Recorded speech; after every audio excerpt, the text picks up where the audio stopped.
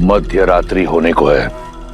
अब किसी भी क्षण मेरे भाई अहि रावण और मही रावण राम और लक्ष्मण की मृत्यु की सूचना लेकर आते होंगे।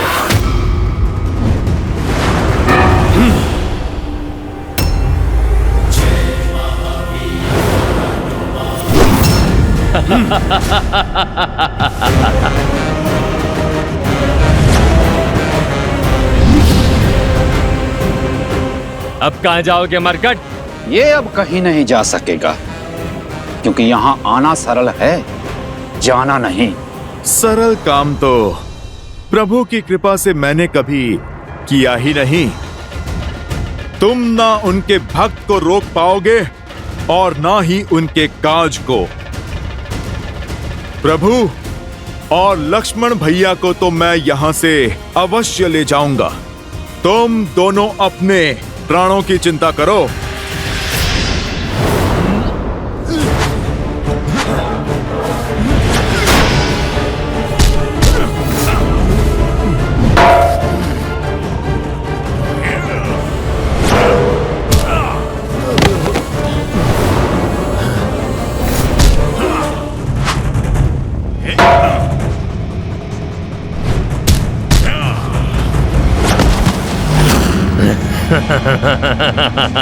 देख क्या रहा है वानर?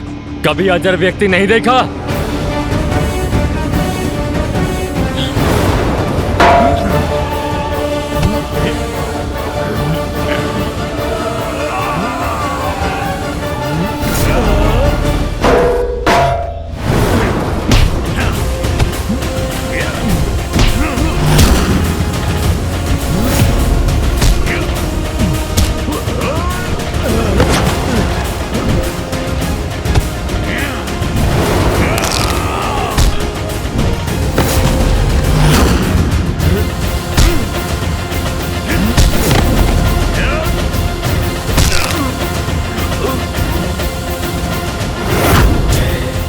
इसका तो हुआ निवारण। क्यों? थक गया?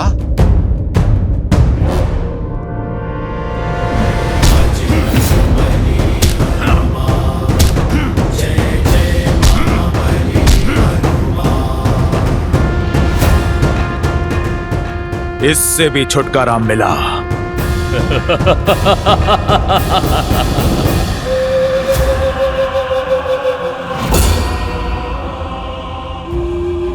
असंभव। अभी तो तुम्हारा संहार किया था मैंने। ये हमारा लोक है वानर। यहाँ तुम हमें मारते मारते थक जाओगे, किंतु हम मरते मरते नहीं थकेंगे। अंततः तुम्हारी ये हट जो है हमें मारने की, यही तुम्हारे प्राण ले लेगी। और हमारे यहाँ रहते हुए तुम्हारे ये दोनों नर यहाँ से कभी बाहर नहीं जा सकेंगे।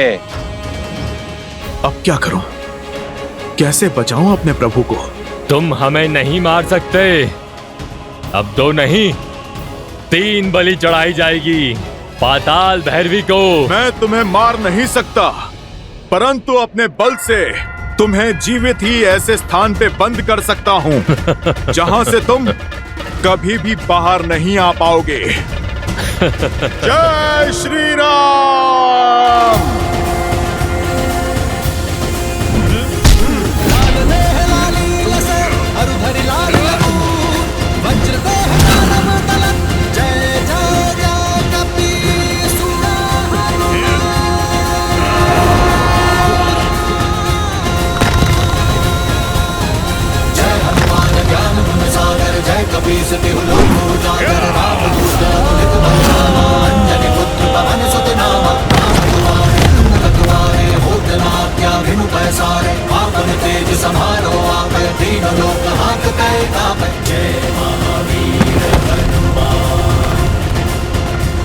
जय श्री राम।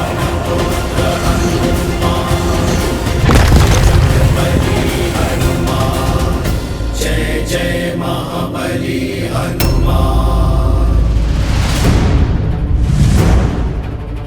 जब मैं आया था तब तो यह मार्ग सुगम था, अब यह भूल भुलैया कैसे? कदाचित माया ने मार्ग बदल दिया है।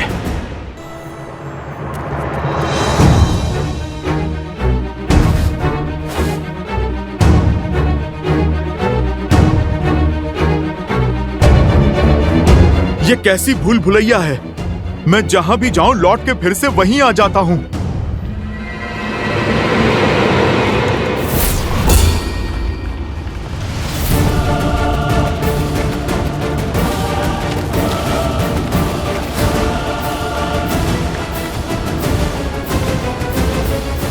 जय श्री राम।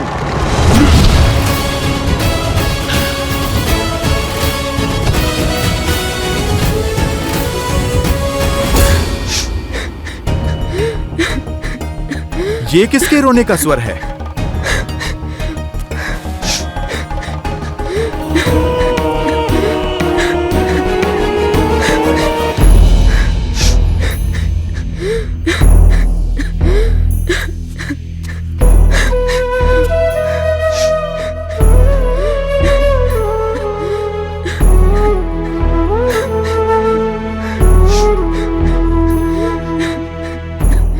माता, आप कौन हैं? और यहाँ इस प्रकार बंधी हुई क्यों हैं? मैं नाग कन्या चंद्रसेना हूँ। काम मत में चूर होकर अहिरावण और महिरावण मुझे यहाँ बंदी बनाकर ले आए। वर्षों से मुझे यहाँ बंदिनी बनाकर रखा है। अहिरावण और महिरावण अब कभी आपको पीड़ा नहीं दे पाएंगे, इसीलिए मैं आपका पाश तोड़ता हूँ माता।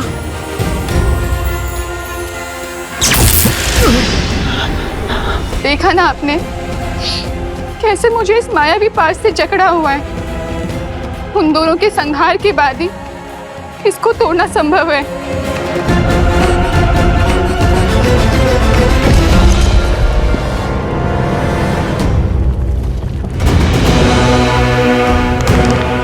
मंशा तो मेरी भी यही है, किंतु बार बार उनके घाव भर जाते हैं। उनका अंत कैसे होगा? उन्हें मारने का सिर्फ एक ही उपाय है। माता पाताल भैरवी मंदिर के भीतर 5 भिन्न भिन्न अग्नि कुंड है, जिनकी अग्नि की ज्वाला का रंग भी सामान्य अग्नि से भिन्न है।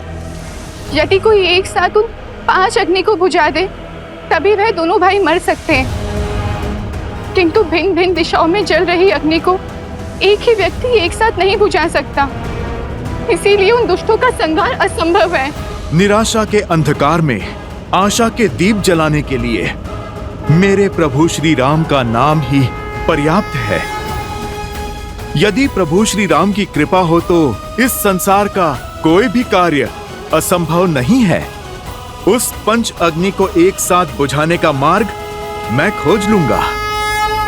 आप तो मुझे इस माया चक्र से बाहर निकालकर पाताल भैरवी मंदिर तक का मार्ग बता दीजिए।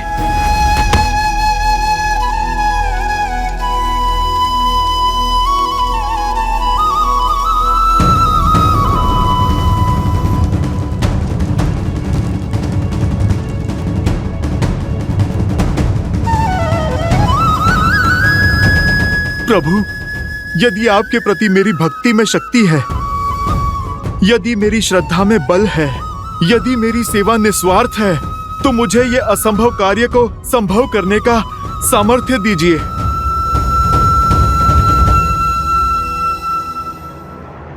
जय श्री राम।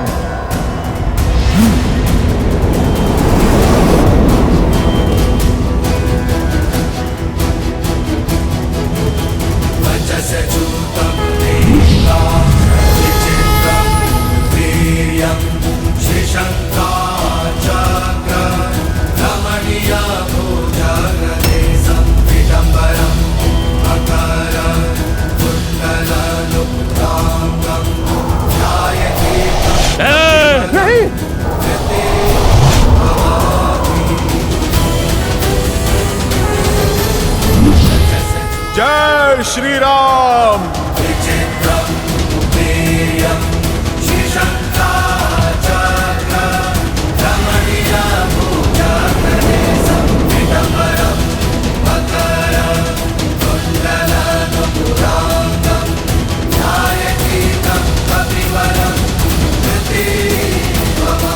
ये अग्नि तो बुझ गई, किंतु हमारी मंशा की अग्नि कभी नहीं बुझेगी। तेरे लिए हम अब भी अमर हैं। अब तुम देखते जाओ, तुम्हारे इस राम और लक्ष्मण का अंत हम कैसे करते हैं।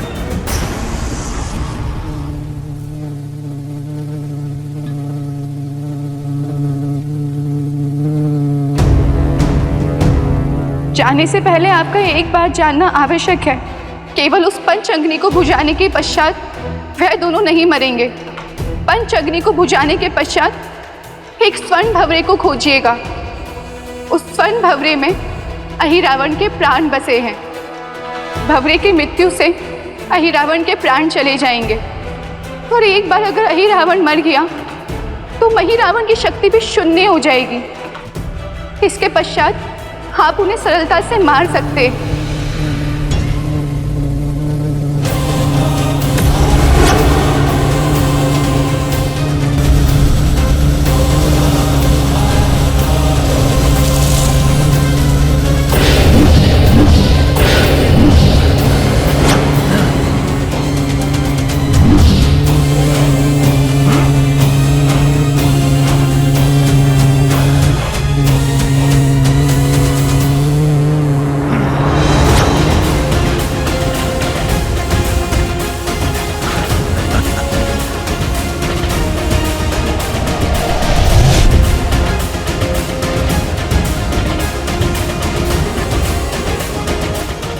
योजना मैंने बदल दी है वानर। पहले तुम्हारा वध होगा, उसके बाद राम की बलि चढ़ेगी।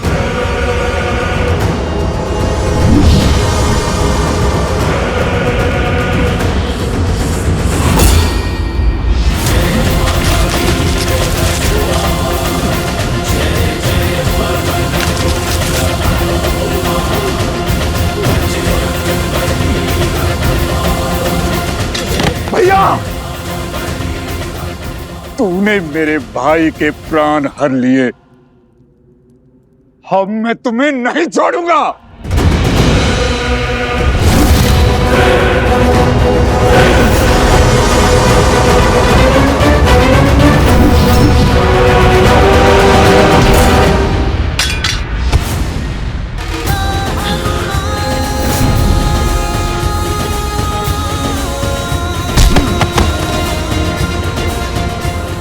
जय श्री राम।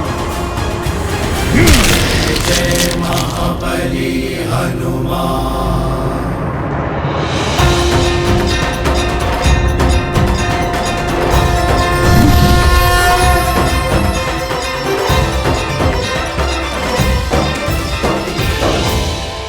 मेरे बंधन खुल गए। अर्थात मैं रामदूत सफल रहा। जय श्री राम, जय श्री राम।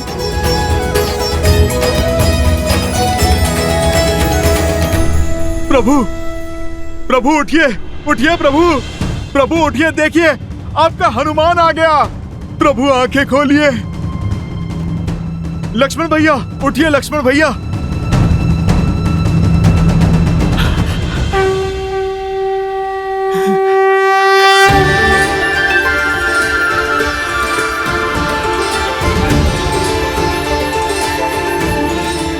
प्रभु, लक्ष्मण भैया, आप ठीक है ना? सब कुशल है? हनुमान, तुम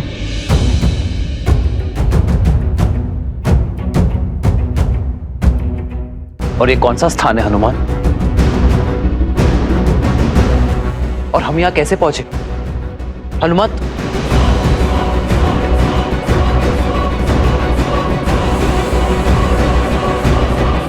प्रभु, मुझे समझ नहीं आता कि मैं आपसे किस मुख से क्षमा मांगू। मेरी चूक के कारण आपको इतना कष्ट जो झेलना पड़ा। रावण के भाई अहिरावण और महिरावण आपको प्रभु माया से यहाँ पर ले आए थे।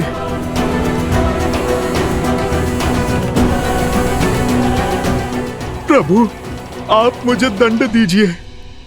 आपकी सेवा में त्रुटि हुई है मुझसे प्रभु। नहीं हनुमान, तुम जैसे भक्त की भक्ति और प्रेम के कारण मैं बार बार ये कष्ट सहने को तैयार हूं। धीरज धर्म मित्र सदा सदा के लिए किसी का बंदी रहने के लिए सज्ज हूं मैं। प्रभु परखी यहीं चारी, गुण तुम्हारे समझे ही निज दोसा, जेहि सब भांति तुम्हार भरोसा।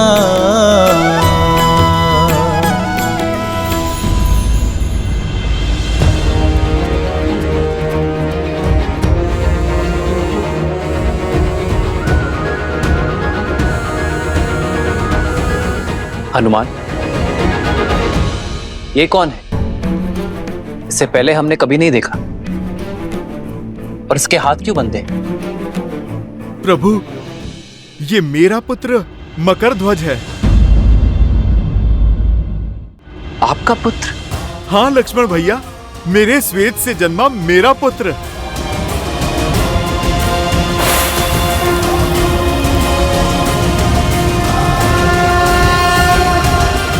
साहस और शक्ति का भंडार है इसमें। प्रभु, यदि ये हमसे जुड़ जाए तो हमारी सेना का बल कई गुना बढ़ जाएगा प्रभु। नहीं प्रभु, यदि मकरध्वज चले गए तो हमारी रक्षा कौन करेगा? इन्हें ना ले जाएं प्रभु, पाताल लोक में इनकी आवश्यकता है। हनुमान, अपने पुत्र को खोल दो। कर्तव्य निभाने पर पीठ थपथपाई जाती है, हाथ नहीं बांधे जाते।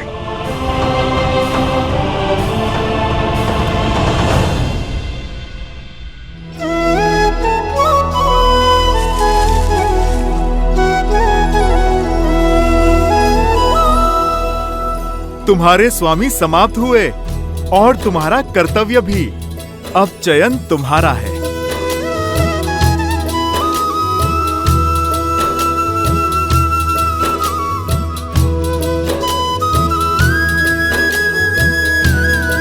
उठाओ। कर्म को धर्म समझने वाले का स्थान मेरे हृदय में है, चरणों में नहीं। और तुम तो मेरे प्रिय हनुमान के पुत्र हो। सदा विजयी भव। तो स्मरण रखना मकरध्वज, कर्म का उचित फल तभी मिलेगा जब उसे धर्म की रक्षा के लिए किया जाएगा। तुमने अपने राजा की आज्ञा निभाने के लिए धर्म की पुकार को अनसुना किया, न्याय की पुकार से मुख मोड़ लिया। किंतु भविष्य में स्मरण रखना मकरध्वज, अर्थात आपने मुझे अपनी सेवा में स्वीकार किया। तुम्हारी सेवा और शौर्य की आवश्यकता यहाँ पाताल लोक में है। मेरे पास तो मेरा हनुमान है, किंतु यहाँ पाताल लोक में कोई नहीं है। अहिरावण और महिरावण के पापों के अंत के बाद तुम्हें यहाँ पुण्य का सूर्य उगाना होगा। इन सभी को धर्म के पथ पर लाना होगा। बोलो मकरध्वज, क्या तुम ये कर पाओगे?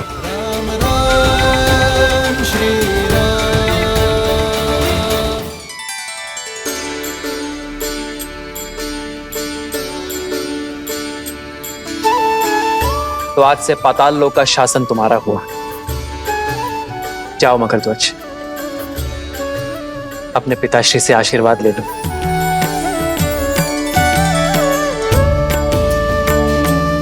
पिताश्री,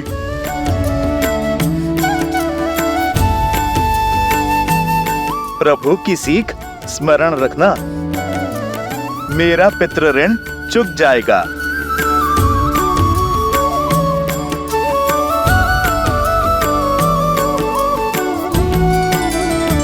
जय श्री राम, जय श्री राम।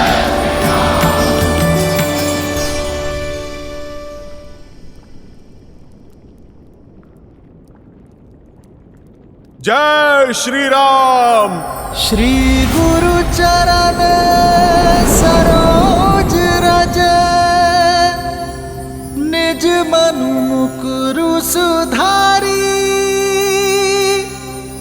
बरनउँ रघुबर बिमल जसु, जो दायकु फाल चारि।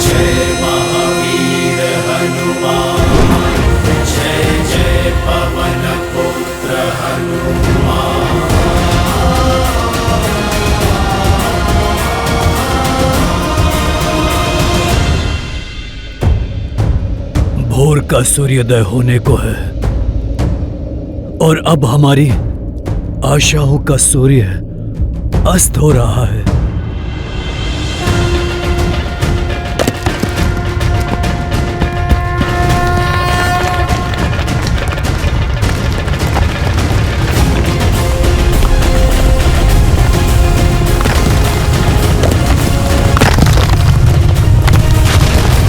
जय श्री राम।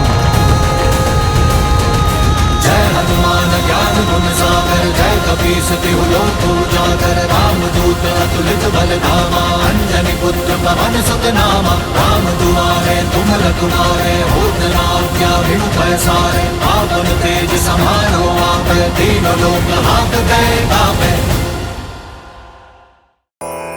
हनुमान के होते हुए हमारी आशाओं का सूर्य अस्त कैसे हो सकता है जामवन जी? निज मनु मुकुरु सुधारि जय श्री राम। पवन तनय संकट हरन् मंगल मूर्ति रूप राम लखन सीता सहित। मैंने कहा था ना त्रिजटा, मेरा पुत्र हनुमान संकट मोचक है। उसके होते संकट मेरे श्री राम को छू भी नहीं सकता।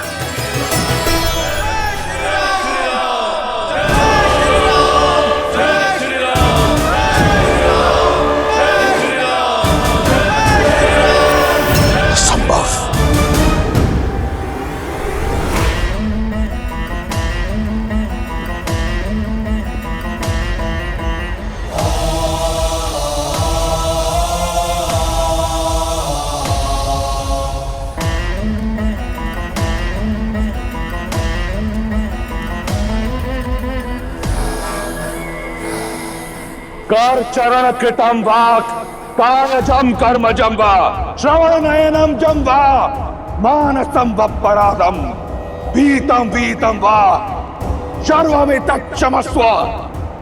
जय जय करणाब्दे श्री महादेव शंभु श्री महादेव शंभु श्री महादेव शंभु। हे चंद्रचूड़, यदि आपके सेवक से कोई भी भूल हुई हो तो मैं आपसे क्षमा प्रार्थी हूं। यदि इस रावण ने अपने जीवन में किसी को अपने से ऊपर स्थान दिया है तो वो केवल आप है। यदि मैंने किसी को अपना इष्ट माना है तो वो केवल आप हैं। मैंने आपकी भक्ति अपने तन और मन से की है। आप भली भांति जानते हैं कि इस संसार में आपके इस रावण से बड़ा भक्त कहीं नहीं, ना देवता ना असुर, कोई रावण सी भक्ति नहीं कर पाएगा। और इसमें मेरा अभिमान नहीं, मेरा विश्वास है। परंतु आपने मुझसे पक्षपात किया है त्रिलोचन। मैं भली भांति जानता हूं कि विजय श्री का आशीर्वाद पाना इतना सरल नहीं। यदि आपको मुझे यह आशीर्वाद देना होता तो आपने बहुत पहले दे दिया होता। आप मेरा हाथ सीता के स्वयंवर पर रोकते नहीं, पिनाक उठाने से। आप मुझसे अपना चंद्रहास नहीं छीनते। आप मेघनाद को विवश नहीं करते कि वो मुझे युद्ध भूमि में जाने से रोके। आप मेरा यज्ञ भंग नहीं होने देते। आज आपका ये भक्त अकेला उतरेगा युद्ध भूमि में राम और उसकी मरकटों की सेना के विरुद्ध, अकेला। परंतु आज आपका ये रावण सिद्ध कर देगा कि ये दशानन बिना शिव के वरदान के भी दशानन है। नहीं मानता मैं किसी नर को, नारायण को। मैं वचन देता हूं आपको कि आज के युद्ध के उपरांत ये संसार रावण का नाम कभी नहीं भूलेगा।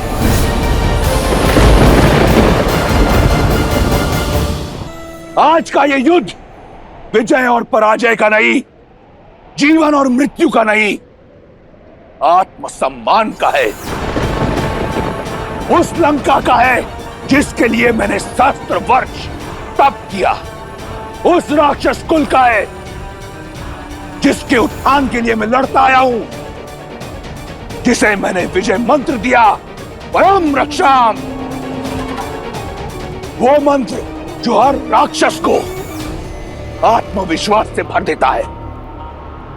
आज लड़ूंगा मैं उस मंत्र की रक्षा के लिए, अपने हर शत्रु को मारकर उसकी चिता को अग्नि दे उसकी भस्म के साथ लौटूंगा कल मैं, और उससे करूंगा आपकी भस्मारती, सिद्ध कर दूंगा एको अहम द्वितीयो नास्ति, न भूतो न भविष्यति। हर हर महादेव, हर हर महादेव, हर हर महादेव।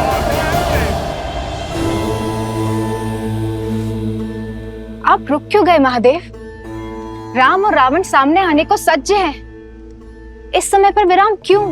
विराम इसलिए लिया देवी क्योंकि इस समय मैं आपको कोई अन्य कथा सुनाना चाहता हूं। नहीं महादेव, जब भी राम कथा किसी रोचक मोड़ पर आती है, आप किसी और दिशा में भटका देते हैं। हम दिशा से भटके ना, इसके लिए आवश्यक है कि जब कोई मोड़ आए तो रुक कर भली भांति चारों ओर देख लेना चाहिए, उसके पश्चात ही प्रस्थान करना चाहिए। आप सुनाए बिना मानेंगे नहीं, तो सुनाइए। तो सुनिए,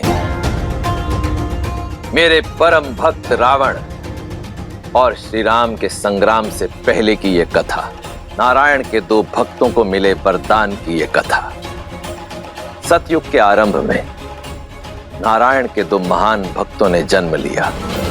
ओम नमो नारायण, ओम नमो नारायण, ओम नमो नारायण, ओम नमो नारायण, ओम नमो नारायण, ओम नमो नारायण, ओम नमो नारायण।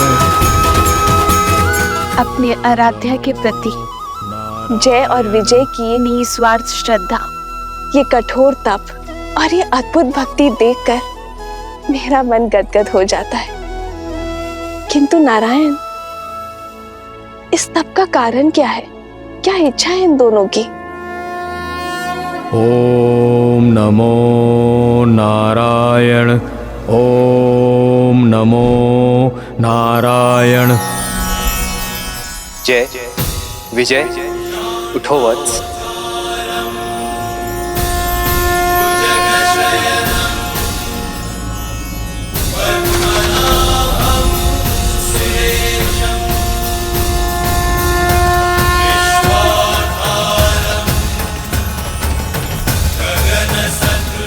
प्रभु, हमारे नारायण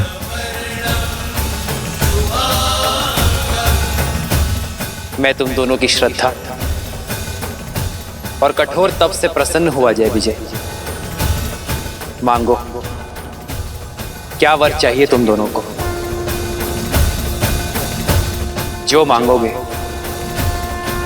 वो दे दूंगा। जिसे आपके साक्षात दर्शन मिल जाए, उसे और क्या चाहिए प्रभु? आप हमसे प्रसन्न हुए, सारी इच्छाएं पूर्ण हुई प्रभु। पर कर्म का फल तो मुझे तुम्हें देना ही होगा। यदि आप हमें कोई वरदान देना चाहते हैं तो अनंत काल तक अपनी भक्ति का वरदान दीजिए। आप हमें अपने चरणों की छाया का आशीर्वाद दीजिए। जिनकी एकमात्र दर्शन से हम धन्य हो गए, उनकी एक निष्ठ भक्ति का सौभाग्य दीजिए प्रभु। भक्ति का मार्ग इतना सरल नहीं जय विजय, इसमें सुख की छाव के साथ दुख की धूप भी आती है। श्रद्धा की पवित्रता के साथ संकट की परीक्षा भी आती है। अपने भगवान को पाने के लिए आपके इस भक्त को परीक्षा की हर कसौटी स्वीकार है प्रभु। बस वरदान देने की कृपा करें। हाँ प्रभु, हमें अपनी निरंतर भक्ति और नित्य दर्शन का वरदान दीजिए। तथास्तु। आज से तुम दोनों वैकुंठ के द्वारपाल रहोगे। तुम दोनों सदा ही मेरे निकट, मेरे ही पास रहोगे। हमने तो जीते जी अमृतत्व पा लिया प्रभु। जय जय अविनाशी सब घटवासी व्यापक परमानंदा अविगत होतीतम चरित पुनीतम माया रहित। जय और विजय नारायण का आशीर्वाद भी प्राप्त हुआ और स्नेह भी। देखते ही देखते वे दोनों लक्ष्मी और नारायण के सर्वप्रिय बनकर दिव्यता और पवित्रता के सर्वोच्च शिखर वैकुंठ के द्वारपाल बन गए वो दोनों। किंतु जैसा कि नारायण ने कहा, भक्ति की परीक्षा कठिन होती है और वो समय भी आ गया।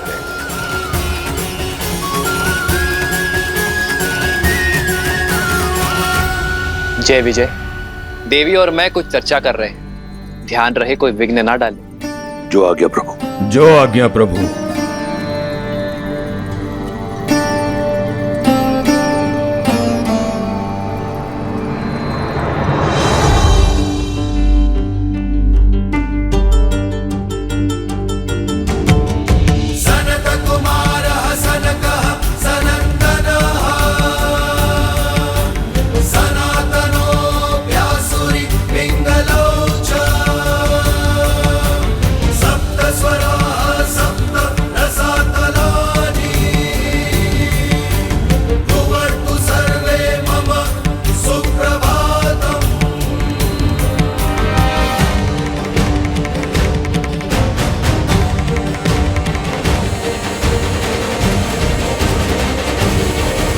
अब इसे दुर्भाग्य कहो या प्रारब्ध, ब्रह्मा के मानस पुत्र सनत कुमार वहां नारायण के दर्शन हेतु पहुंचे।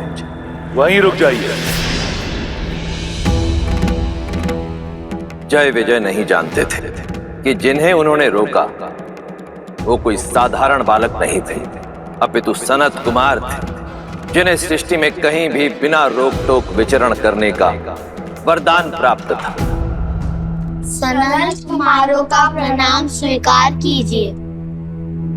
आप भी वैकुंठ के द्वारपाल जय और विजय का प्रणाम स्वीकार करें। हमें दर्शन करने हैं नारायण के। संभव नहीं। प्रभु के आदेश से अभी वैकुंठ में प्रवेश वर्जित है। आज तक तो वैकुंठ के द्वार कभी किसी विष्णु भक्त के लिए बंद नहीं हुए, तो आज ये परिवर्तन कैसे? प्रभु का आदेश है कि वे और माता एकांत में, वो किसी प्रकार का विघ्न नहीं चाहते। विघ्न नहीं होगा। हमारी अभिलाषा केवल उनके दर्शन की है। हम बिना उनका एकांत भंग किए चुपचाप दर्शन करके यूं लौट आएंगे। प्रतीत होता है ऊंचा सुनते हो बालक, कहा ना प्रभु विश्राम में है। प्रतीत होता है आप सृष्टि के नियम नहीं समझते। अरे यदि भगवान ही आंखें बंद कर लेंगे तो सृष्टि की पीड़ा कौन देखेगा? छोटे छोटे होते अनिष्ट को कौन रोकेगा? हम आपसे किसी भी प्रकार का वाद विवाद नहीं करना चाहते। इस समय आप वैकुंठ में प्रवेश नहीं कर सकते। आप कृपया हमारा समय व्यर्थ ना करें। अभी जाएं और पुनः किसी और समय आएं। भक्तों की विनती मत ठुकराइए, जाने दीजिए ना। नारायण बहुत प्रेम करते हैं हमसे, आपसे तो तनिक भी रुष्ट नहीं होंगे। क्षण भर की ही तो बात है, हम यूं जाकर यूं आ जाएंगे। जाने दीजिए ना, जाने दीजिए ना, जाने दीजिए ना। प्रभु के दर्शन करने हैं, प्रभु से मिलना है। देखो बालकों, हट न करो। हम बालक समझकर प्रेम से समझा रहे हैं, तुम तो सर पर ही आ बैठे। अब उल्टे पग लौट जाओ, अन्यथा क्या? श्वास निश्वास के बीच बाधा बनोगे? सूर्य को प्रकाश फैलाने से रोकोगे? भक्त को भगवान से मिलने से रोकोगे? असंभव को संभव करोगे? कुछ नहीं कर सकते तुम। प्रतीत होता है तुम ऐसे नहीं मानोगे।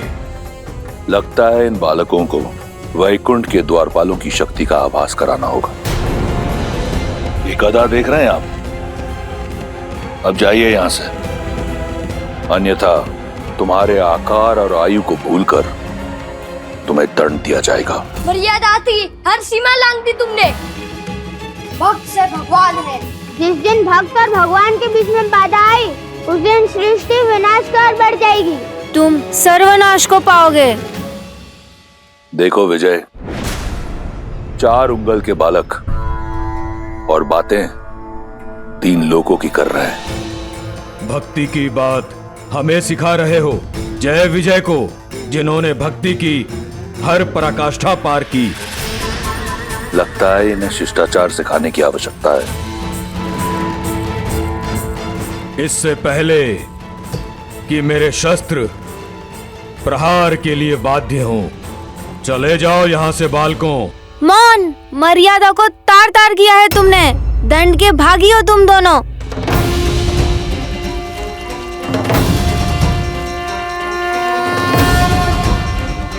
वैकुंठ वो है जहाँ कुंठा नहीं, और इस वैकुंठ में तुम जैसे अभिमानियों और अधर्मियों के लिए कोई स्थान नहीं हो सकता।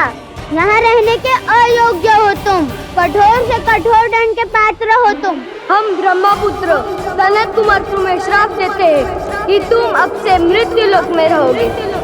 जिन भक्तों को तुमने भगवान से दूर रखा, अब वही तुम्हें सदा सदा के लिए भगवान से दूर करते हैं। अपने प्रभु के दर्शन को तरसोगे तुम।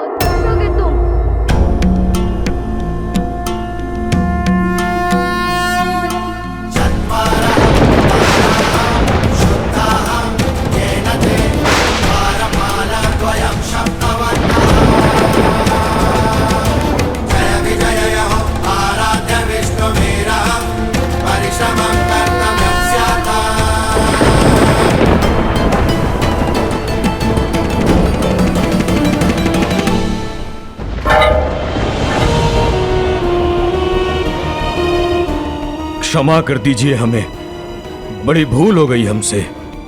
हम नहीं जानते थे कि आप ब्रह्मा पुत्र हैं। बालक समझकर आपसे उपहास कर रहे थे। यदि आप चाहें तो हमारे प्राण हर लीजिए, परंतु अपने प्रभु से वियोग का श्राप मत दीजिए।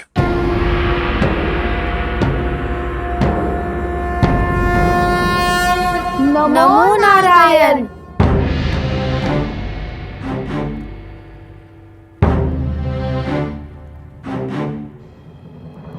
सनत कुमारों, वैकुंठ में आपका स्वागत है। हमारी सहायता कीजिए प्रभु। हमें श्राप के दंड से, आपके वियोग के दंड से उबारिए प्रभु। भूल हुई है हमसे प्रभु, पर यह दंड बहुत बड़ा है। हम तो केवल अपना धर्म निभा रहे थे, आपकी आज्ञा का पालन कर रहे थे प्रभु। हमसे भूल अवश्य हुई है, परंतु हम अपराधी बनकर इतने बड़े दंड के पात्र कैसे बने? जब उत्तरदायित्व बड़ा हो तो छोटी से छोटी भूल भी बड़ा अपराध बन जाती है, क्योंकि उच्च उत्तरदायित्व वाला व्यक्ति संसार के लिए प्रेरणा बन जाता है। ये पहली भूल केवल एक ही भूल नहीं थी। तुमने बालक समझकर सनत कुमारों का अपमान किया, और बालक साधारण हो या असाधारण, सदैव प्रेम का पात्र होता है। दूसरी भूल अभिमान। ये वैकुंठ है और अभिमान सदा कुंठा का उद्गम होता है। और तीसरी भूल, तुम दोनों ने मेरे आदेश का पालन केवल सुनकर किया, समझकर नहीं किया। विघ्न डालने में और सूचना देने में अंतर होता है जय विजय।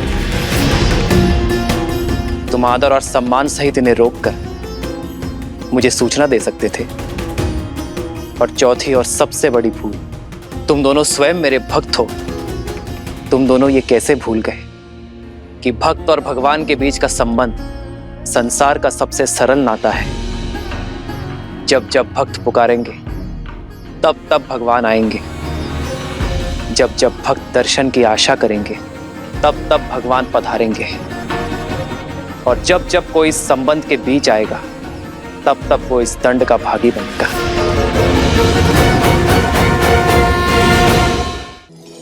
कुमारगण, जय और विजय मेरे द्वारपाल हैं। इनके अपमान के लिए मैं आपसे क्षमा प्रार्थी हूँ। नहीं नहीं प्रभु, आप क्यों क्षमा मांग रहे हैं? आपका तो कोई दोष भी नहीं है। दोष है कुमारगण।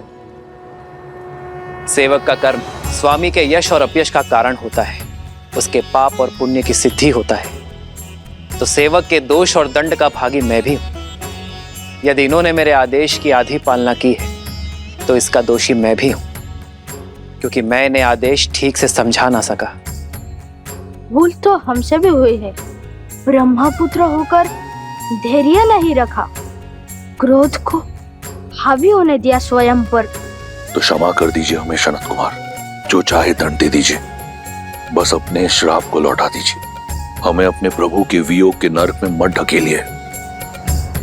धनुष से निकला बाण और संतों का शाप कभी वापस नहीं लिया जा सकता। जय, हमें स्वयं से दूर मत कीजिए प्रभु। बहुत कठोर तप करके यहाँ तक पहुंचे हैं प्रभु। आप तो संसार के पालन करता है, कोई तो उपाय निकालिए, उभारिए हमें।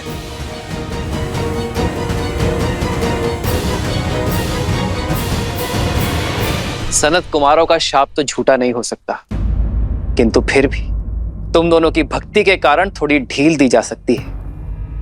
एक उपाय है जिससे तुम दोनों का दंड भी पूरा हो जाएगा और सनत कुमारों का शाप भी नहीं टूटेगा। तो बताइए प्रभु, शीघ्र अतिशीघ्र बताइए। 2 विकल्प है तुम्हारे पास। या तो 7 जन्मों के लिए मृत्यु लोक में मेरे भक्त बनकर रहो, या अगले 3 जन्मों तक मुझसे शत्रुता निभाओ, फिर वैकुंठ लौटकर आ पाओगे। चयन तुम्हारा है।